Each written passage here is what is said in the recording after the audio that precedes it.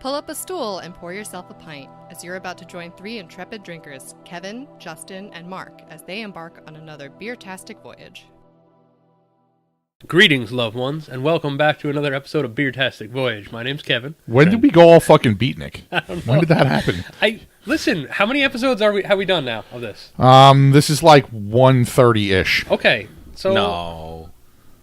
Like 120 something. No, yeah, you're right. I'm sorry. Yeah, you're right. It's like 123 or 5 or something. Okay. We've done a lot. Yeah. I try to keep it interesting. I try to keep it fresh. Yeah, we try to and do that. Sometimes it's usually just us yelling at each other because we do something wrong. I just brought a little change of flavor. Yeah, I liked the one where we made fun of Greg. That was a good one. Yeah, and he thought we were going to start over, and then we didn't. Yeah. That's also my favorite episode we've done thus far. That's what I love you, Greg. It was up there. Yeah. All right. So who are you? I'm Guy Kevin. fucking across from me? Who are you? You said beatnik before, so I was... I know. I said, but I'm asking now. Who are you? Tell people. Me Elmo Mark. I am Justin. All right. Io sono Justin. I will go with the Italian version. There we go. And we are back at it with stuff from Mill Basin? Millhouse. It is really fucking funny that you say that because I was there. I have said it wrong every time because I keep wanting to call it Mill River because we have the Mill River Roadhouse Right. that out in West Hampton. Okay. That's what it's called too, right? I have no idea. I've never been there. You were there with me on a beer bus. Yeah. Oh. That's where we had lunch. I remember that. Yeah. Oh, yeah. We had some crazy beer there, too, that they were, like, really hyped, and it was way overpriced. Wasn't Oh it my called, God. like, Tesseract or something like Yes, that? that's exactly what it was. Yeah. Great name for beer, though. It was a great name for a beer, but $14 remember for it that being glass made me terrible. cry. Oh, Yeah. it's not good.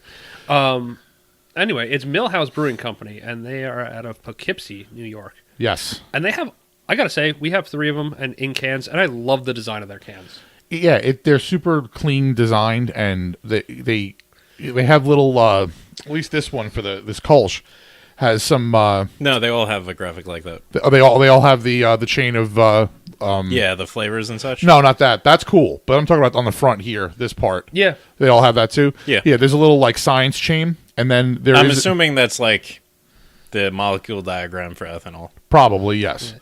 And then they changed the logo on the little shield for each one, and on the back they have it looks like the periodic table for each of their item, and then all the different ingredients that go into it. They say it's best enjoyed with and suggested uses, basically. Right.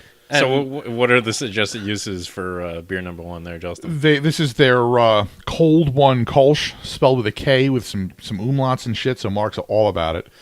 They Got the are saying Imperial Eagle as a logo Called for it. 0246. yes, Jesus Christ. Best enjoyed responsibly, outdoors grilling and session. There we go. Which sounds like a great way to get started with a nice light session beer. Indeed. A little background on Millhouse. It's up in Poughkeepsie, and there's a brew pub. I don't know exactly where they do their brewing. I don't believe it happens at the brew pub. I think there may be a separate facility that you can go to. I'm not 100% sure. But I can say that the food there is fantastic. It is by no means inexpensive. It's not like crazy expensive, like, fine dining expensive, but it ain't cheap. No, it's like on par with Brickhouse right now. He is a little more now when I went up. So what are we talking, like 25 an entree? Yeah, 25 to 35 an entree, Okay. depending upon what you get. But it was, again, the food is fantastic. Yeah, I highly recommend it. Very good. I stopped there with my family on our way up to the Adirondacks one time. For me, my question is always like, if you price it well, that's fine. If it's expensive, that's okay. Is it decent portion sizes? Oh, yeah, absolutely. Like that's the part that gets me with higher end restaurants. It's like I'm paying $50 or whatever. Like, to me, $50 for an entree is a lot of fucking It is money. a lot of money. But like $50 for an entree, and then it's not a very big entree. Yeah, no, like that upsets me. Amy and I got like a couple of appetizers, and then we got like entrees too, and like neither one of us could finish our entrees. Okay. Yeah, the And they're portions like, are "Oh, big. you want us to wrap that up for you?" And we're like, "We're not going to be at home for 2 days. I wish we could. We're going to be in the car for another 5 hours." Right. That's That's probably okay. going to be pretty gross. No, put it in the cooler. Let's go. I didn't know a Road lot snacks. of. I didn't know about. I got brought to this place by someone who lives up there, and me and some friends were up there judging a beer competition, and this is where we had dinner. And it was fantastic. But we see a lot of, we drink a lot of beer. We go to a lot of breweries. We also see a lot of brewery websites when we're doing research for this stuff.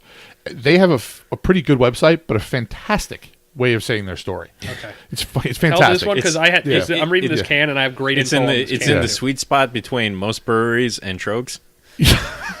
Yes, it is. Just because Trogs starts with "in the beginning," like man. In 1979. Well, this is pretty close, actually. So I'm going to read the first paragraph of what they have. The rest of it is still pretty good. It's not that long. It's only 4 paragraphs, but I'm not going to read to you on the podcast. But this is hysterical. And it makes me... Like, some people, like, just get up on the mic and, like, talk really softly, and some people might really be into that. Okay, that's true. Is this going to be the new ASMR segment? Yes. Excellent. Ew. I don't like that. Just make some mouth sounds while you're doing it. Okay, I'm into that. All right, here we go. Across the river decades ago, on a back road, on a short bus, on the first day of 5th grade, brewmasters Jamie Bishop and Larry Stock decided to be friends, and they've been tight as stainless steel tanks ever since. School was followed by years in suits, ties, sales, and the suburbs, until one year when Jamie's brilliant wife gave him a genius gift, a homebrew kit. We'd love to say a legend was born that day, but we'll be real instead. An obsession was born that day. Jamie and Larry aren't quite interested in legendary status just yet. They're still too busy thinking of themselves as those little fuckers on the bus, only this time around they're driving it. You're right. You know what? Can you please just continue reading it? Because that's really that's really, really well written. No, I'm not doing that. Okay. I actually just used every ounce of energy I possibly had to concentrate on doing that while you were making those sounds, and my head is hurting. Somewhat. Hopefully, one of our listeners is going like, oh. Yeah. So yeah, see, that's what you want to think of. You want to think of some listener out there making that sound, probably touching themselves. Listen, I aim to please. Excellent, and please you do. So anyway, they have a 20-barrel system right now, and I can't remember. I have pictures. That can't be in the same building as the of restaurant. Of course not.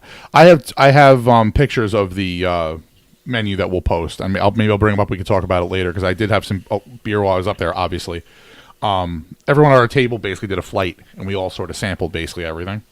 And there wasn't one clunker in the bunch. They had 2. I couldn't get anything to go other than cans, and they didn't have these available in cans. They had 2 sour pale ales. And we all don't know that pale ale is not my favorite style, but I love sours. They were so well done. You still got pale ale on it when you drank it, but the sour note enhanced that pale ale quality so well. So they have a deft hand. I did not try this first beer, which is their essentially flagship beer from what I can tell. Yeah, I mean, this is I don't remember if I had a second one or not, but I definitely had this when I was there, and I really enjoyed it because I saw a Kolsch and I'm like, I have to order that.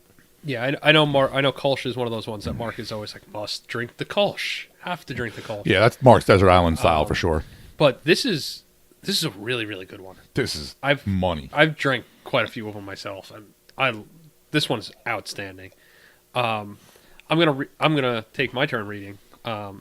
That this one, their label for this says, "This is our take on classic Kolsch that quenches the thirst with a crisp, noble hop finish. Pilsner base malt accentuates by Vienna malt. This is not your dad's lawnmower beer." Yeah, and I'm like, perfect, because that's one of our standards of saying, "Is it a lawnmower beer?" And absolutely, this is, man. What I dig about just not my dad's. No, what I dig about good Kolsch's, because Kolsch has to be really good for me to enjoy it. There's an average Kolsch to me just tastes like I'm drinking a macro beer. Yeah. So I'm not going to bother drinking those calories. What I love about this is exactly what they had stated, that the noble hop quality, where you have that bitterness, but it's soft. Right. So in their on their label, also next to the periodic table logo, is they say this is what we taste when we drink it. And so I want to share the four items that they put on there. First off, they note is the maltiness, which I agree with. Then the mouth coating, which is those are 2 pretty signature Kolsch style. Yeah, and that's probably that Vienna malt kicking in. Then they talk about the drying feel of it, and the last one, which I think is really interesting, pear. Yeah, the Kolsch yeast is known for pear esters. Like that little bit of sweetness kind of gives that feeling of like a crisp pear. Yeah, on the finish. I mean, this one's only at 4.6 ABV and 19 IBU. They nice enough put the color number on there for 3.5 SRM, so we don't have to consult T-shirts or light black. or light black. or all sorts of other things. Who was saying? Was it Greg Kelly who was saying he almost wrote that on the score sheet? No, I almost wrote that on the you score did, sheet. okay. Yeah, it was really close. One of the things that I like, and again, I didn't notice this on the can necessarily, they're basically saying they strive for the perfect balance of art and science, and it says art and science on the front of the can as part of their label, and that's totally, what I love about brewing. Yeah. You know what I mean? I'm more of the science side of things. I love all the numbers and everything, and I try to do that. But there's definitely an art to it, and this beer is a really great example. It's a super simple style. There's not many ingredients that go into this, but the depth of flavor that's been produced by this beer with like the few ingredients is the art portion of everything. Yeah, no, and like sort of on related to that, going back to the chop competition when I was like thinking about it and like putting down the recipe for the Dunkel Weizenbach. Mm-hmm. Like I read the style guidelines and I put all my malts in, and then I went and like saw it like external resources and like basically like I nailed it. Yeah. And I was like, okay, I feel pretty good about this. There you go. So, yeah, it's always nice when you can do something off the top of your head and then have it confirmed by experts. You're like, oh, sweet. I was right in the wheelhouse. Speaking of wheelhouse, this beer I think is in all of our wheelhouses. And I think anybody who enjoys good beer should love this beer. Yeah, this is not a beer I would order, but I would be missing out. Even people that don't like beer. Yeah. Even if you're like, oh, I like macros, like, dude, you're going to like this beer. I don't care who you are. Yeah, this is great. I mean, I can't believe I'm going to give a Kolsch a growler, but it's definitely a growler. I'm the brewer in me is beyond impressed by it, but I'm more surprised of how much I enjoy it. I mean, I'm not surprised. I think this is how much I enjoy it. Like, I think this is when I find a good one, I do really, really enjoy it, and I think it's great. I'd love to have it's going to be a growler for me as well. And I'd love this to be, available on tap at any local place I go to. Yeah. Well, I have good news for you because I'm pretty sure I've seen Millhouse stuff at Swiftway on 112. Oh, nice. Awesome. Yeah, it's probably this one. I know that this Kolsch gets, I don't want to say wide distribution, but for a place that size, it's getting better out there. distribution. It's definitely like one or two different ones though, because like I definitely remember seeing like different colors on the cans, which is how they distinguish them. Mm-hmm. But I'm gonna side with you guys and also give it a growler.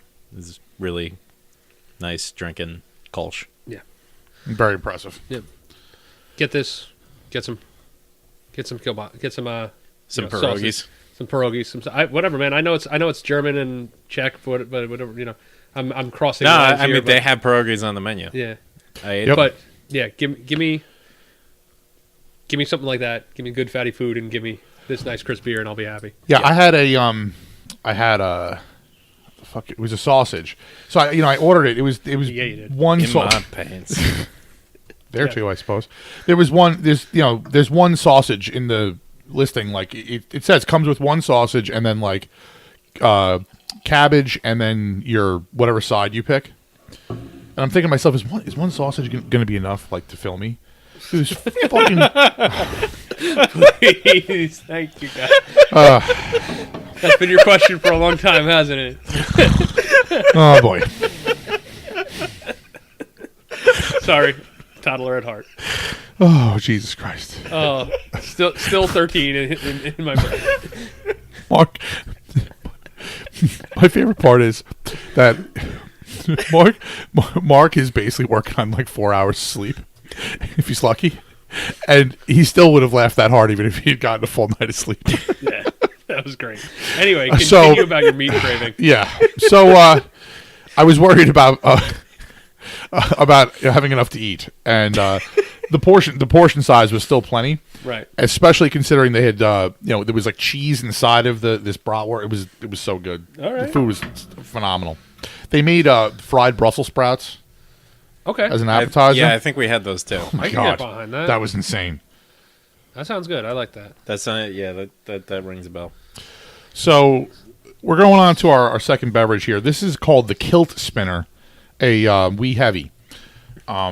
Which is like a malty Irish style, Scottish style actually. Yeah. What? You okay? I'm glad you caught yourself there. Well, that was the music. Yeah, I do it all the time actually. So they I say mix a them up. malty beer aged on oak. This beer is complex and warm, like a handmade quilt. 2-row base malt attenuated with Munich Crystal 40, Carafel 2, and a touch of black patent, balanced with earthy fuggle hops. Yeah, you can. 7.7 alcohol, 26 IBUs, and 19 SRM. Yeah, this is it's a nice brown color. The big note on the aroma for me is vanilla. I'm going to assume from the oak. Suggested while camping, apple picking, and throughout the winter. Yeah, they didn't say that it was a spirit barrel because I'm also getting a little like boozy oak. I love the there's a hint aromas of on it. it. Nice. Yeah, the aroma is great. I mean, there's definitely a strong like toffee note coming out now in it. Yeah, well, that's what I got initially, and then I went back when you said the other things. I'm like, yep, that's there too. Yeah, this is nicely. This is nice and sweet. Little cold, like you go out apple picking, come back, right? A little cold, little chilly. Start having one or two of these, and you're gonna warm right up. Sit by the campfire. I'm in. Yeah, this is pretty damn tasty. I hadn't had this one. I've had the Kolsch I didn't have, but I knew what to expect basically. The this one was not available on the board when I was there, so I wasn't able to order it. When I saw it in the cans, I'm like, yeah, I'm probably gonna like this. So I might be completely off here, but I kind of get like a little bit of like marshmallow, kind of flavor to it. Absolutely. I think it's just like more of an intense sugary sweetness, coming from everything that's coming off as marshmallow. But I definitely understand what you mean. It's that you can almost get it in the aroma too, almost that little like fluff. Yeah, kind of like if you when you open up that bag of marshmallows, that first wave that hits you. Kind of like in the back of your mouth. Yeah, like that's kind of what you taste. Yeah, it lingers on the back. Yeah, it's kind of nice like that. It's interesting. Really sweet compared to the Kolsch that we just drank. Yeah, I feel like that's part of it. Is that the contrast from one to the other is so strong. I think we just had a drying, fairly like noble hop forward beer, and then this is the polar opposite. This is sugary sweet. I still like it. Yeah. A lot. It is. Yeah, no, it's still very good, but I definitely don't think I could drink anywhere near as much of it. Oh no way. It's a wee bit heavy. I see what you did there. Right, yeah. There you go. Oh, I try. Yes, it's heavier than the last one, but I think also time and place is a big part of it. Definitely. I think all three of us have in the winter have been like, yeah, we're just going to drink a couple of these and be fine with that. I tend to buck that trend. Yeah, just because I drink whatever I like drinking whenever.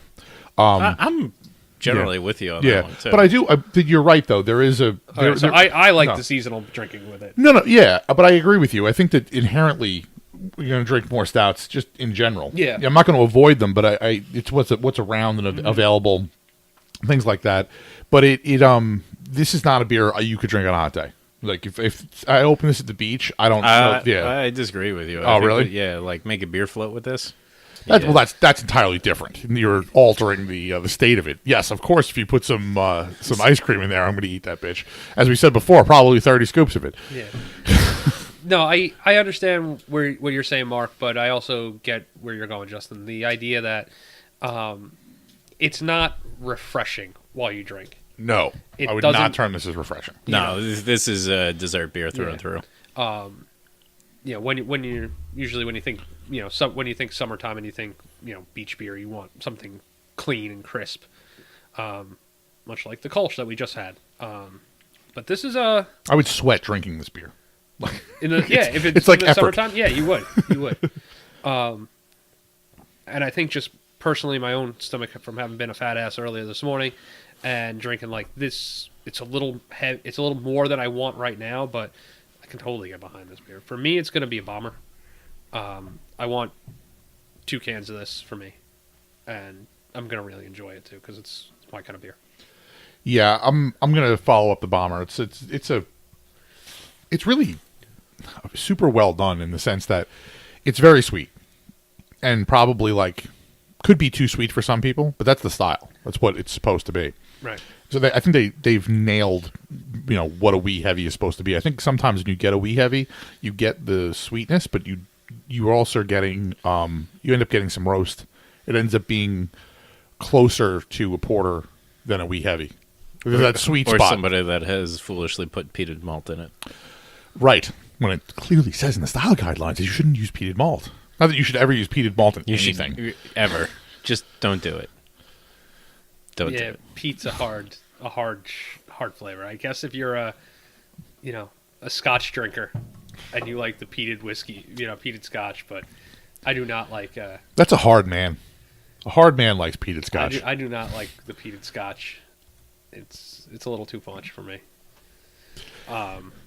Mark, where are you falling on this one?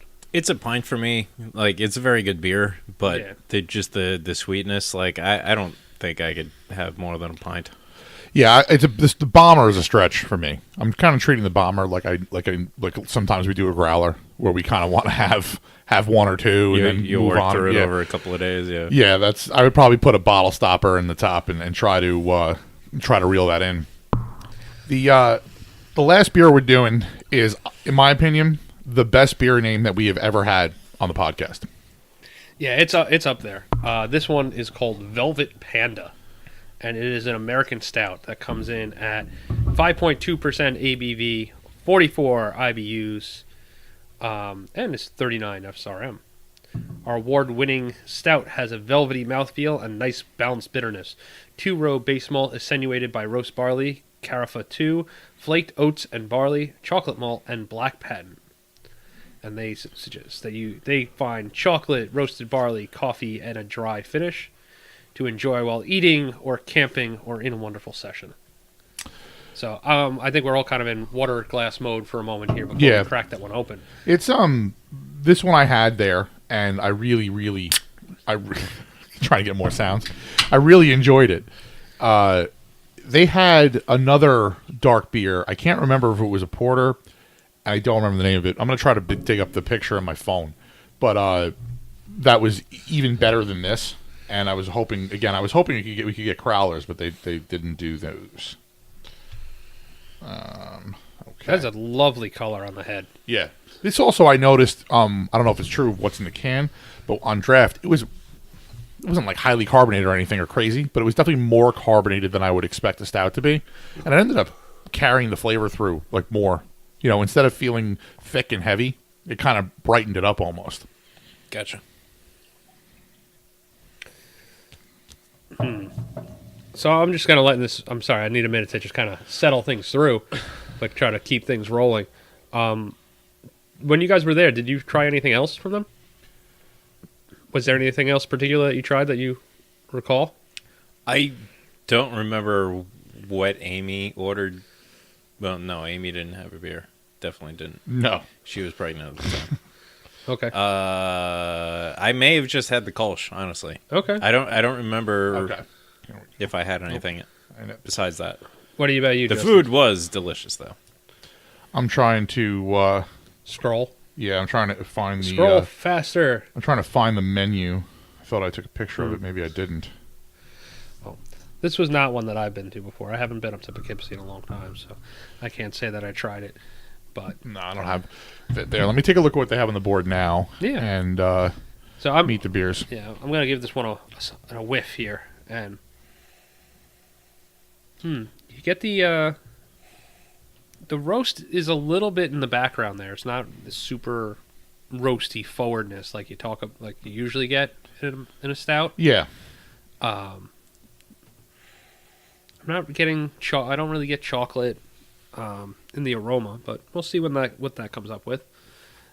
I can't swear to it, but I may have had the Zoe as well, which is their Belgian double. Zoe? I had that. That was quite Z-O-O? good. ZOE with some ZOE? umlauts. It's a bar. It's not an umlaut. Oh, it's a bar. Yeah. So the bar. Oh makes no, it is a umlaut. I'm sorry. Wait, so umlauts make it a long sound. What's the bar makes it a short sound? I don't know. I don't read enough dictionaries. All right. They have a great... I didn't have this, but they have a fantastic name for an Irish red ale, Raging Leprechaun. I think Amy got like a little sample of the cucumber blessings. Yeah, I saw that on there. I didn't have that. Blessings? It's a cream ale, yeah. I'm not interested. They had With two, cucumber. they had Not two interested. they had, like I said, they had two sour pale ales Okay. that were both really good. One was a lot better than the other one, but they were both quite good. Oh, they have a Scottish ale. Like a legit Scottish ale. 3.8%. I wonder if it's a a Scottish lighter, or a Scottish heavy. They also That's have funny. a Munich Helles, which is the name of it. Is Helles is a real hot place. John DeSpirito, who I went up with, got that. There you That go. was it. That was quite That's tasty. a good name. That's his. That's like a go-to style for him. Yeah. He loves German. Grocery Getter, New England IPA. Grocery getter? Yeah. Okay. That doesn't make any sense to me, but sure. They have a Belgian Pale Ale on there right now. That sounds pretty. Oh, there it is. Cross-reference Blackberry. That's the one that was insane. Cross-reference. Yeah, it's American Sour Pale Ale. Okay.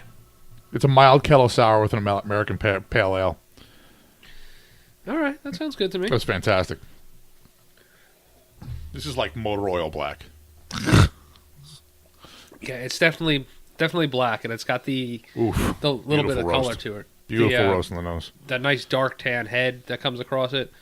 The roast is it's there in the aroma, but in the taste, you get more of the chocolate feel to me. Yeah, like the baker's chocolate. Yeah, it's almost like Yeah, straight through the finish. Yeah. Like It's nice. The lingering like baker's chocolate bitterness. Yeah, it's like, when your mom was using baker's chocolate, and you were a kid, you just break off a piece of it, and you're like, I want some chocolate. You eat it. My mother eats that shit. Oh, yeah, I mean, I do. My mother yeah. literally breaks pieces off of baker's chocolate and eats it. I mean, I like as an adult, I like that strong cacao type chocolate, especially if there's some chilies in there or something. Yeah. But as a kid, you were expecting to get Hershey's, and you were like, what the fuck is that? No, it tastes almost like a I still chocolate say that. chocolate cookie dough or a kind of like Yeah. or brownie batter kind of thing like that. A little bit Yeah, more. brownie batter is a good way to put it. Yeah. And it's got that thick mouthfeel to it too. It's just velvet. It is velvety. It definitely lives up to that part of the name. I see no bamboo. Mark, Speaking of whether or not one sausage is enough to fill you. got that thick mouthfeel. We're 5 years old. They're fucking crazy. Sorry. So don't be sorry. It's not anything to be sorry about. It's a really enjoyable beer though. Oh, I had this mob barley when I was You're up there pointing too. at it and we don't know. I know. No, he was scrolling on his laptop screen. Yeah, using words. I I said I had this mob barley wine too. Oh, all I saw was I had this too, and you're pointing at the screen. I'm like, I can't see that. I don't know what you're talking about. This was for sure my favorite thing that they had. They had an English barley wine. It was incredibly complex, like the malt complexity. You just kept every time you drank it. I actually let it sit and like finished it last and kind of kept going back to it. You would get different notes of malt flavors.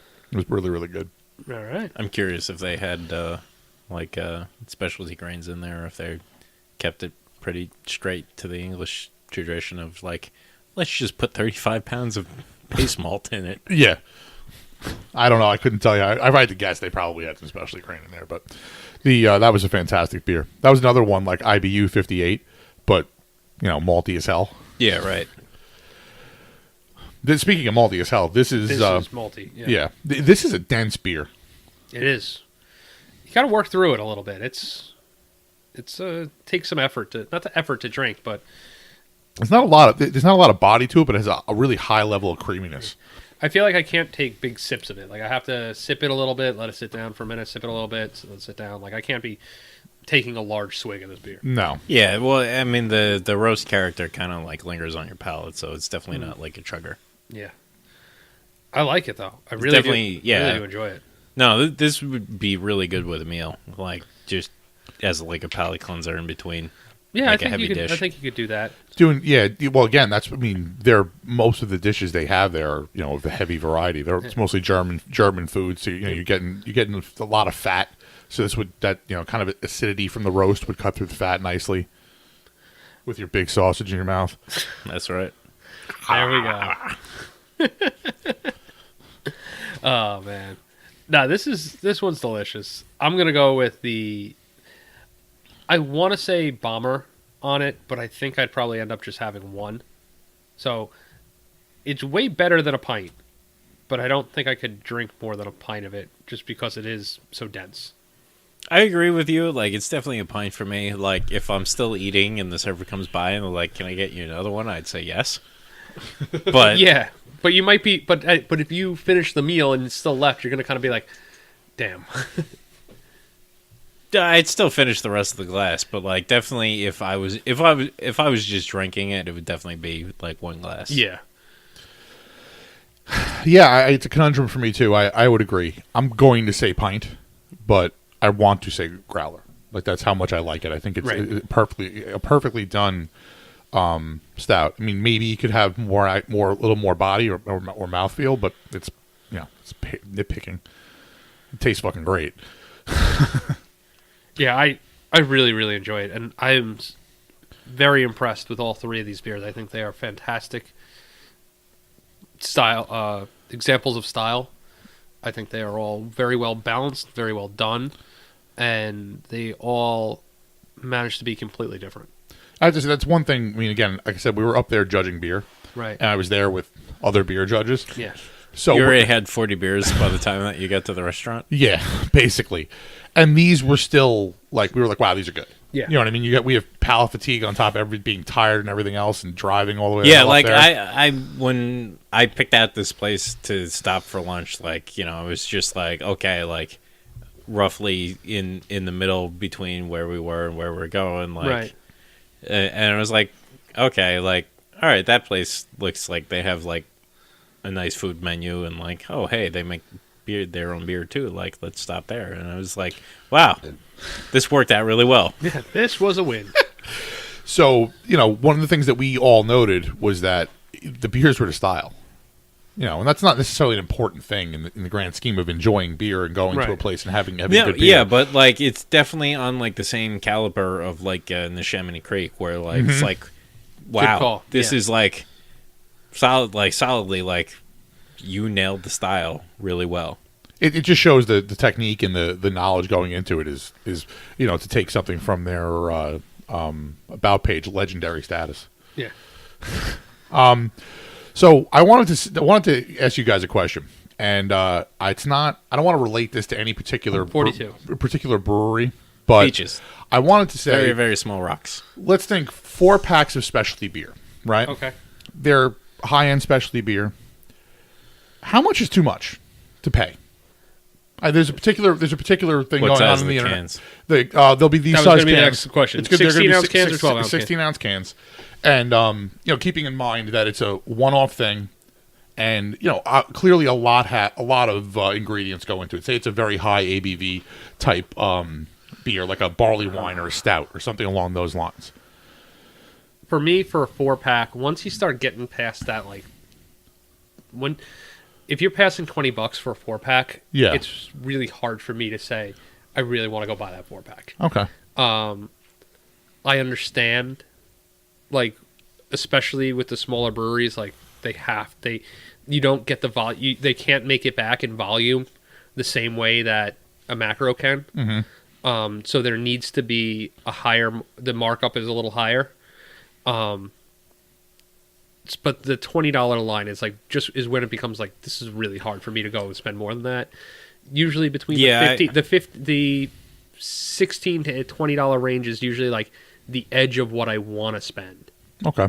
I have an interesting response to that. But I want to know would what he say thinks like first. in the $20 to $25 range, because where it becomes like equivalent, where the packaged beer becomes equivalent to like sitting at the brewery and having the same number of, you know, where You don't want to pay bar prices. Yeah, exactly, You're right. You don't want to pay bar prices for cans that you're taking home. like That's and I kind of Long get the Island, same point. yeah, Long Island's Black Friday is like the only exception that I have to that, just because like that's a tradition and also like a special thing for me, and also like local to where we live. So Right. like I'm willing to pay extra into that just to be able to have the beer and continue doing those vertical samplings. Right, but you don't want to consistently spend. Well, what did those run again for the 4-pack? I don't remember, but I think it was it's still in I think it was that range. $24. Yeah, I Right. think it's still in the Think. range. So we're saying $8 a pint. Yeah. right? So that's, to me, that's the high end of that's like starting to get to bar prices. Like, Right. I can go to if I go to the brewery, I'm probably not going to spend $8 on a pint, just because it's not usually that bad. But if you're going to a bar, to say $8 for a pint, especially for a microbrew, is kind of on par with New York prices. Right. So I felt the exact same way. Especially the $20 mark was where my brain really, really fit, but I understood going a little bit more like Mark. Yeah, I agree. I'm not saying I won't do it, but I'm just saying like that's when my brain starts to go like, do you really want to get it? So, I'm going to use an example. So Rhino, we love that beer. It's a collab between Dubco and Spider Bite, and that beer is amazing. I don't remember how much the bottles were. Right. And the actual numbers don't matter, but a can of Rhino is $9. You buy them by the can. You don't. You could buy 4. Right. You know what I mean? But they're sold by the can because it's a very high ABV beer. Right. So that's 16 ounces. If you double that, you're at 32 ounces, right? Okay. Which is $10 more than a 22-ounce bomber. No, sorry, 10 ounces more than a 22-ounce bomber. Okay. Yes. And you get and that's $18. Okay. The bottle of Rhino, I think, was over $20.